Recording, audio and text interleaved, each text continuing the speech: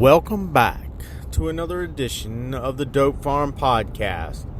I'm coming to you live from the road. I guess this episode's been a long time coming, and I really should have probably done something more.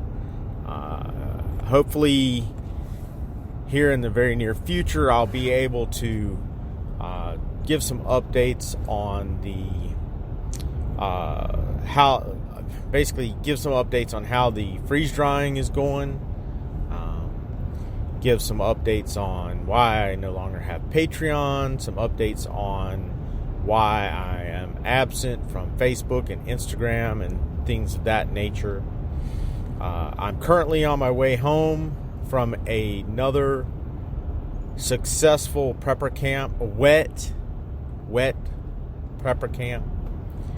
The fellowship and the camaraderie that comes out of prepper camp is not something that I've had since I was in the military. Had the opportunity to have a good friend ride with me, Mech Medic. Thank you for keeping me company on the ride. I really want to say that it was really great seeing those that have become my friends, albeit we are, we're not close in the sense that geographically we're not close, but in our hearts and our minds we get closer every time we go to prepper camp. And it's unfortunate that we're so geographically spread apart that we can only afford to get together once a year. These people, you people that I've come to love as friends and are proud to know, I appreciate everything. I was given such a great honor by one of the gentlemen that I met for the first time this year at prepper camp, and I was packing up, getting my stuff ready to come home, and he walked up to me and presented me with a coin that is engraved with his father's saying. And later, after presenting me with this coin, one of the other gentlemen that was there, a gentleman by the name of Paul, kind of gave me a little bit more context, a little bit more history about the guy's dad. And it just really struck me that he really felt compelled to present me with this. I mean, to me, it's an honor. In the military, we used coins to almost like an award for doing something, a job well done. And it was hard to not get emotional. I found that since I've become a father of two wonderful children, son, I love you. I really hate that I was not there on the day on your birthday. It just, that's to you. I love you, son. But as I get older, I used to jokingly call my dad a weepy old bastard, with the utmost level of love as I could. And I find myself getting emotional over stupid things. I think it's stupid to me sometimes, but when this gentleman presented me with this coin and explained to me where the saying come from, it really it really meant a lot. And I just can't reiterate enough how much it means to me that he thought enough of me in just a few hours that we really had time to sit down and talk, that he presented me with this coin. And I just pulled it out. Sorry, I'm driving down the road, so I'm trying not to have an accident here. But the scripture on the coin is, attitude is everything, misery is optional.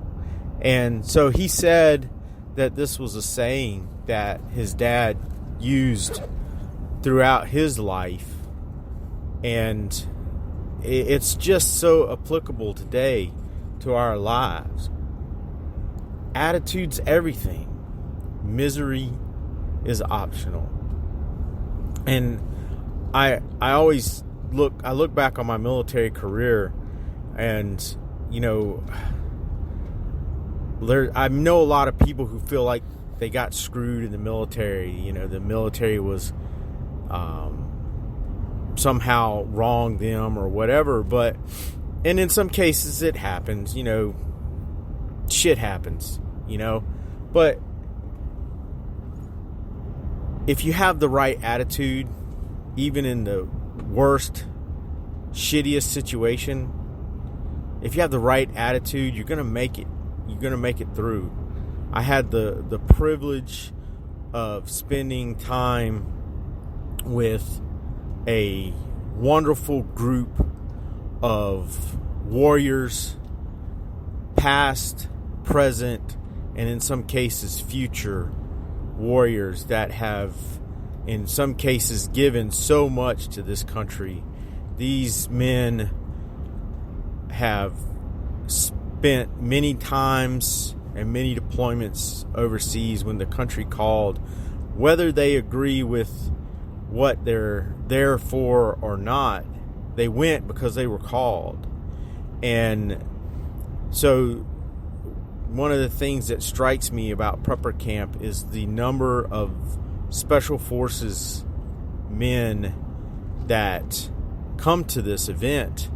And it's amazing that we have generational guys coming to this thing. So you've got guys that served, really, I don't believe there was anybody there Vietnam era, but post-Vietnam, the 70s, the 80s, the 90s, all the way up now to one gentleman who's just about to finish language school and head overseas to serve in Okinawa with 1st Special Forces Group. And many of them are retired, and it's just an incredible feeling to be able to spend the time with these men that have seen so much and given so much for the love of this country. And these men are patriots, people that believe in and love this country with all their hearts and souls. And I thank you all for being a part of this.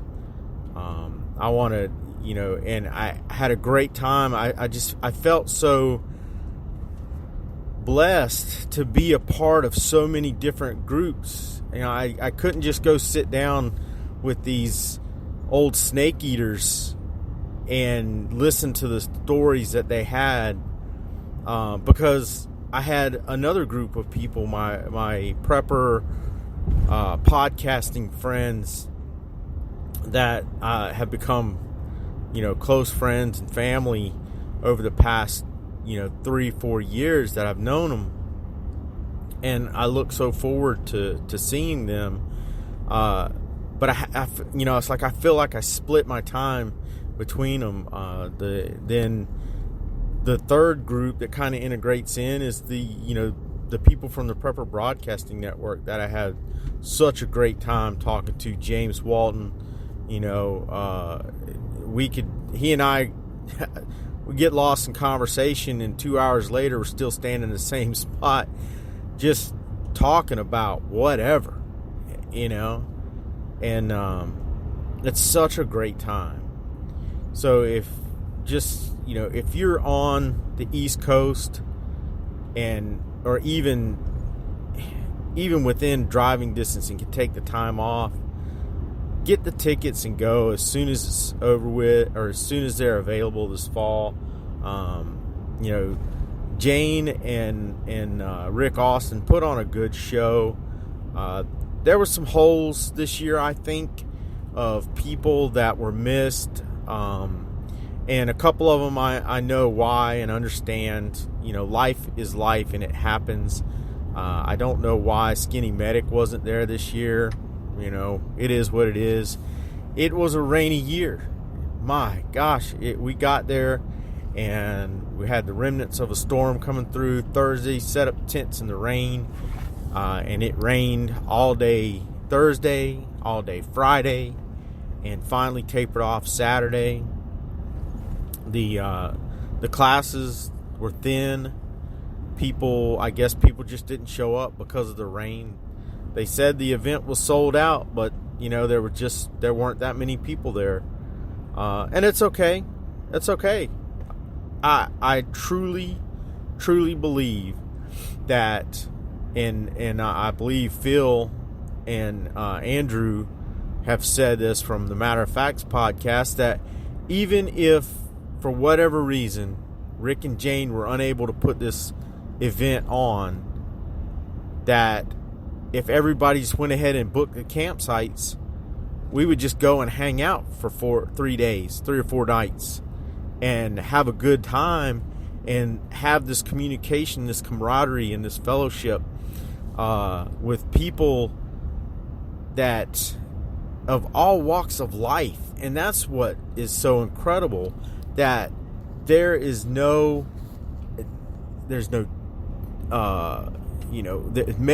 and female, black, white, Hispanic, Native American, Hispanic. Every walk of life is present at prepper camp. And I don't, there's no political, there's some political talk, but it's preparedness and being ready for what may come, no matter what you believe. There is no, there's no Democrat Republican, where I believe that many people in the preparedness community are somewhat conservative, maybe center right, libertarian, and I'm sure there's some Democrats. I'm sure there were Democrats there, and liberals and progressives, because they want to survive and they want to do what's best for their families too.